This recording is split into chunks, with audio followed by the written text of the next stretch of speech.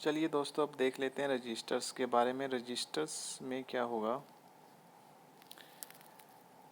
हम group of bits को store करेंगे और ये कैस्केडिंग जो है फ्लिप फ्लॉप्स की कैस्केडिंग कनेक्शंस में जो है हम आगे पीछे जो है रजिस्टर्स को लगाते हैं।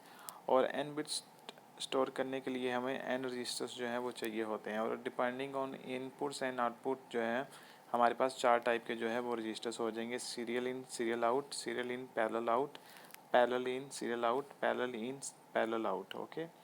और रजिस्टर्स के अंदर हम डी फ्लिप फ्लॉप को यूज़ करते हैं और जो शिफ्ट रजिस्टर्स होते हैं वहाँ पे हम डी एंड जे के फ्लिप फ्लॉप जो है वो दोनों यूज़ करते हैं। अब हम देखते हैं कि पहले हम पहला केस देखते हैं सीरियल इन सीरियल आउट को।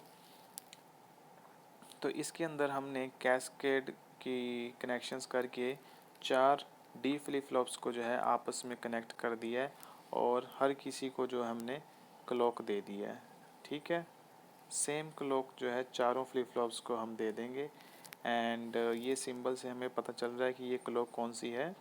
ये क्लॉक है हमारी positive edge trigger. Okay. Further यहाँ पे हमारा मोस्ट सिग्निफिकेंट बिट होगा और यहाँ पे हमारा जो है least significant bit of register हो जाएगा। और अब हमें अगर ये डाटा जो है इसके अंदर स्टोर करना है तो हम क्या करेंगे, इस वाले केस में SISO में हमारा डाटा जो है वो सीरियली अंदर जाएगा, सीरियल इनपुट होगा और हम जो आउटपुट में ले सकते हैं वो हम सीरियली आउटपुट जो है इसका डाटा का ले सकते हैं। ये हमारा डाटा हो जाएगा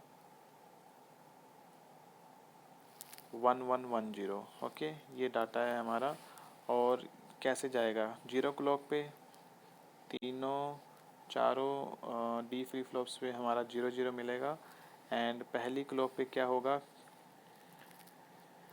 एक एक आगे शिफ्ट करते जाएंगे हर क्लॉक के ऊपर। जैसे ये वाला 0 यहाँ आ जाएगा, ये इधर आ जाएगा, ये इधर आ जाएगा और ये 1 जो है यहाँ पे आ जाएगा। तो ये बन जाएगा 1 0 0 0। फर्दर नेक्स्ट क्लॉक पे जो है ये 1 यहाँ आ जाएगा और जो ये 0 है ये यहाँ आ जाएगी, ये 0 यहाँ, ये 0 यहाँ। ओके, तो ऐसे शिफ्ट करता जाएगा। थर्ड क्लॉक पे क्या होगा, ये 0 यहाँ, ये 1 यहाँ, ये 0 यहाँ, ये 1 जो है यहाँ आ जाएगा। ओके। फोर्थ क्लॉक पे ये 1 जो है आगे शिफ्ट कर जाएगा, ये आगे, ये यहाँ और ये 1 यहाँ आ जाएगा और हमारा जो डाटा है वो सीरियली रजिस्टर के अंदर स्टोर हो जाएगा और हमारा 1101 डाटा जो है वो रजिस्टर्स के अंदर आ जाएगा। ओके। अब इसके अंदर हमें कितना टाइम लगा, 4 क्लॉक साइकिल लग गए हमें 4 बिट डाटा को रजिस्टर के अंदर स्टोर करने के लिए। ठीक है, और अगर हमें आउटपुट लेना होगा तो हमें 3 क्लॉक साइकिल लगेंगे इनका आउटपुट लेने के लिए।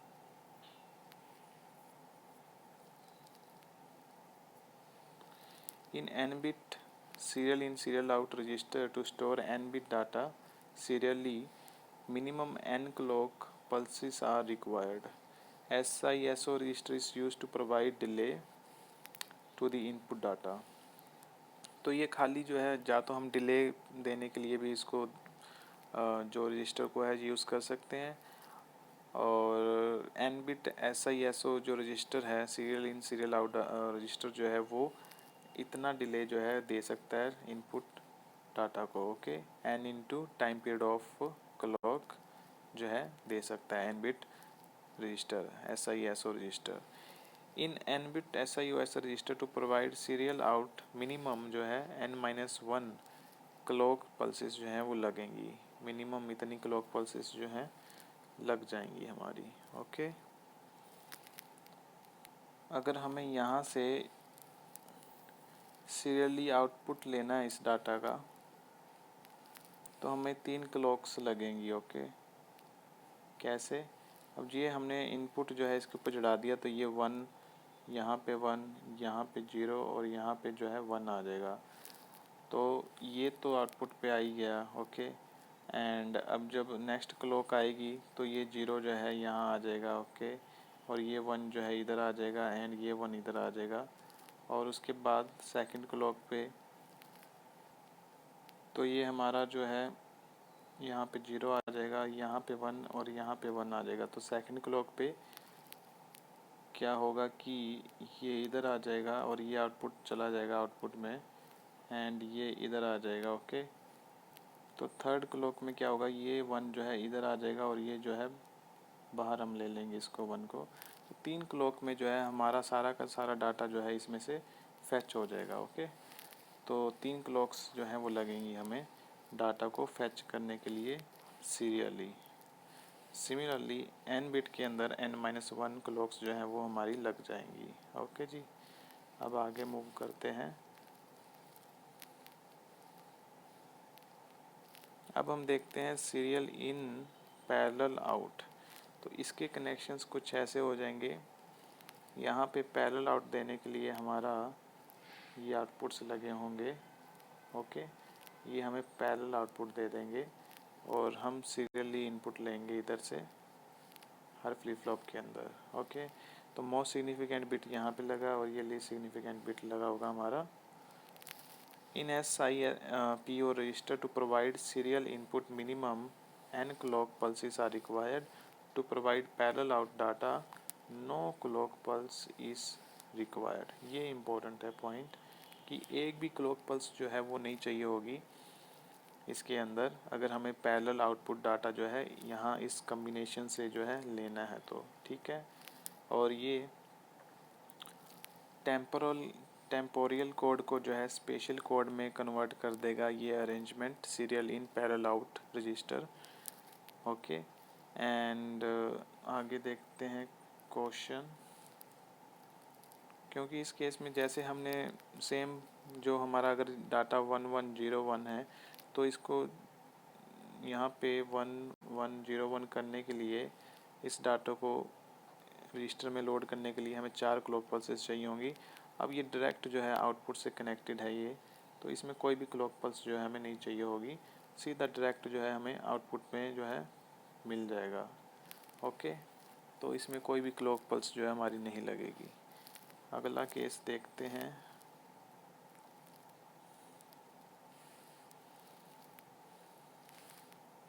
टेम्पोरियल कोड वो होता है जो टाइम के साथ डिफाइन होता है, तो हम क्लॉक पल्सेस के हिसाब से अपने डाटा को जो है फ्लिप फ्लॉप्स पे जो है चढ़ा रहे हैं। ओके, तो वो टाइम से जो है वो बिट्स जो है वो टाइम के साथ डिफाइन हो रही है, तो मतलब एक टेम्पोरियल कोड है हमारे पास। और स्पेशल कोड जब हम पैरेलल आउटपुट लेंगे तो मतलब Q3 से हम आउटपुट ले रहे हैं या Q2 से ले रहे हैं या Q1 से ले रहे हैं या Q0 से ले रहे हैं, तो चारों से हम आउटपुट ले रहे हैं, तो वो एक स्पेशल तौर से स्पेशल वे में डिफ़ाइन हो जाएगा कि हम कहाँ से जो है अपना आउटपुट ले रहे हैं। पैरेलल आउटपुट है क्योंकि हमारा, तो वो मतलब स्पेशल कोड हो जाएगा हमारा जो आउटपुट में है। तो हमारा ये अरेंजमेंट जो है SIPO का वो एक टेम्पोरियल कोड को जो है स्पेशल कोड के अंदर कन्वर्ट कर रहा है।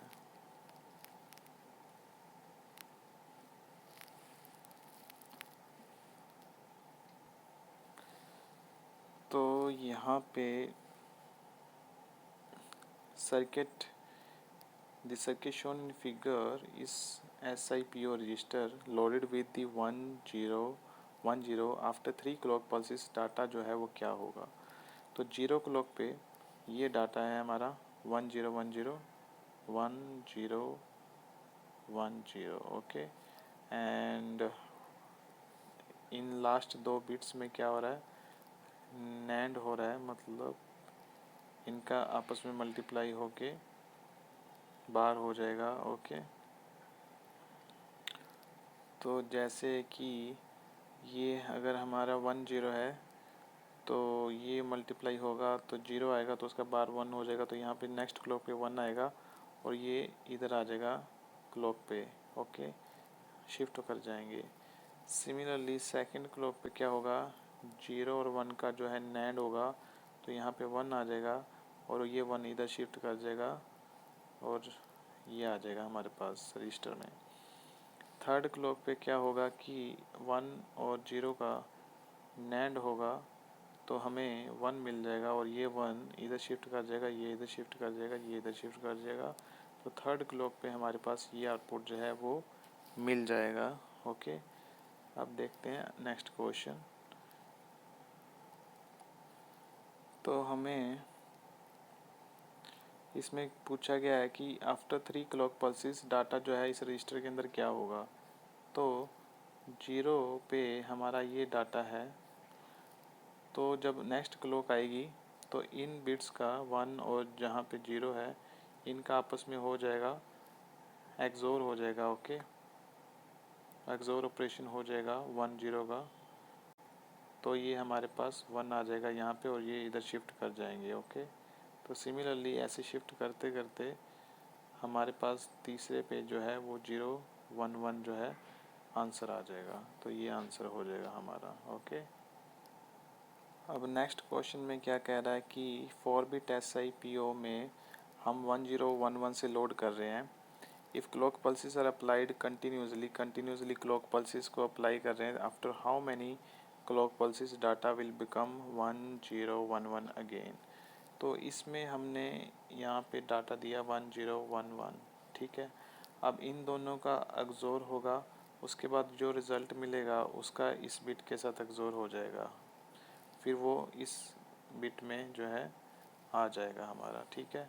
इनका एक्सोर होगा लास्ट 2 बिट्स का, और उसके बाद जो इसका रिज़ल्ट आएगा उसका एक्सोर होगा, फिर वो हमारा यहाँ पे मिल जाएगा। तो 1011 का एक्सोर क्या होता है, 0 क्लॉक पे ये डाटा है, 11 का क्या हो जाएगा एक्सोर 0, और 00 का एक्सोर क्या होगा 0, तो यहाँ पे 0 आ जाएगा, ये 1 इधर आ जाएगा, ये इधर ये इधर। सिमिलरली 0 का क्या एक्सोर हो जाएगा 1, और 1 0 का क्या एक्सोर होगा 1, और 1 0 का क्या एक्सोर होगा, सॉरी ये 0 1 का एक्सोर जो है 1 आएगा, तो 1 1 का एक्सोर क्या होगा 0, तो यहाँ 0 आ जाएगा, ये 0 इधर आ जाएगा, ये इधर आ जाएगा, ये इधर आ जाएगा।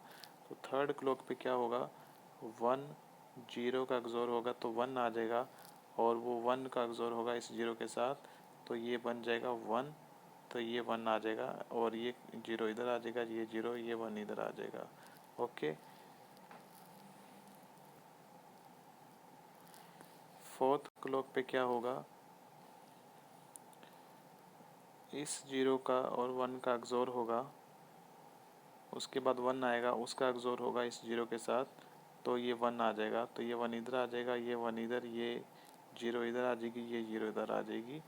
एंड फिफ्थ क्लॉक पे क्या होगा कि ये 0 का 0 के साथ एक्सोर हो रहा है, तो हमें 0 मिलेगा, उसके बाद उस 0 का एक्सोर इस 1 के साथ होगा, तो हमें 1 मिल जाएगा, वो 1 यहाँ आ जाएगा, एंड ये इधर 1 आएगा, ये 1 यहाँ आ जाएगा, ये 0 यहाँ पे आ जाएगी।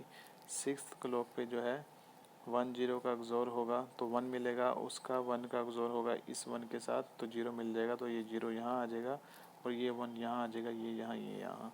तो सेवन्थ क्लॉक पे इन 1s का एक्सोर होगा, तो 0 मिलेगा, उस 0 का एक्सोर इस 1 के साथ होगा, तो 1 मिल जाएगा, फिर ये 0 यहाँ, ये 0 यहाँ, 1 यहाँ, और ये 1 यहाँ, तो ये हमारा आउटपुट जो है रिपीट कर जाएगा यहाँ पे। ओके, देख सकते हैं हम।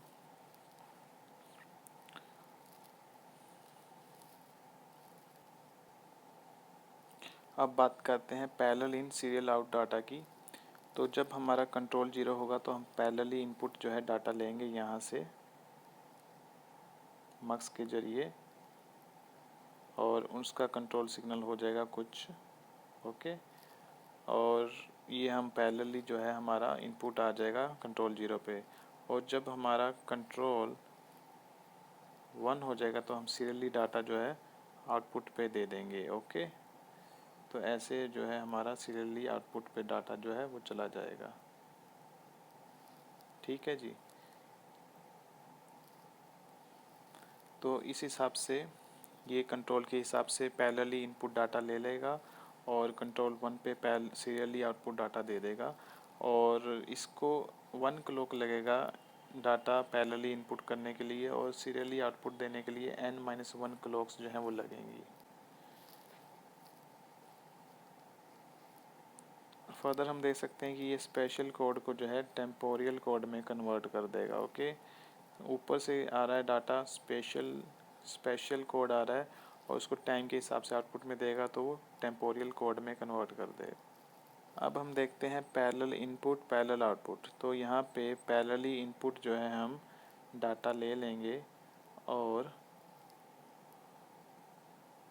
पैरेलली आउटपुट जो है डाटा दे देंगे। तो ये कुछ ऐसा कम्बिनेशन हो जाएगा और यहाँ पे हमारी ये क्लॉक्स आ जाएंगी। ओके, तो अब ये नोट करने वाली बात क्या है इसके अंदर, सीरियल इन सीरियल आउट के अंदर इनपुट डालने के लिए हमें n क्लॉक्स चाहिए होती हैं और सीरियली आउटपुट लेने के लिए हमें n-1 क्लॉक्स जो हैं वो चाहिए होंगी। सीरियल इन पैरेलल आउट के अंदर इनपुट देने के लिए सीरियली हमें n क्लॉक्स जो है वो चाहिए होंगी और जो पैरेलली आउटपुट लेना है उसके लिए हमें 0 क्लॉक जो है वो चाहिए होगी। Okay, and parallel in serial out के लिए अंदर पैरेलली इनपुट देने के लिए हमें 1 क्लॉक चाहिए होगी एंड सीरियली आउटपुट लेने के लिए हमें n-1 क्लॉक्स जो हैं वो चाहिए होंगी। और पैरेलल इन पैरेलल आउटपुट के अंदर हमें 1 क्लॉक लगेगी इनपुट डाटा देने के लिए और 0 क्लॉक लगेगी आउटपुट डाटा लेने के लिए पैरेलली। ओके, तो ये चीज़ें याद रखनी है, ये इम्पोर्टेंट है, ये आपको पता होनी चाहिए, ये एग्ज़ाम में पूछ लेते हैं।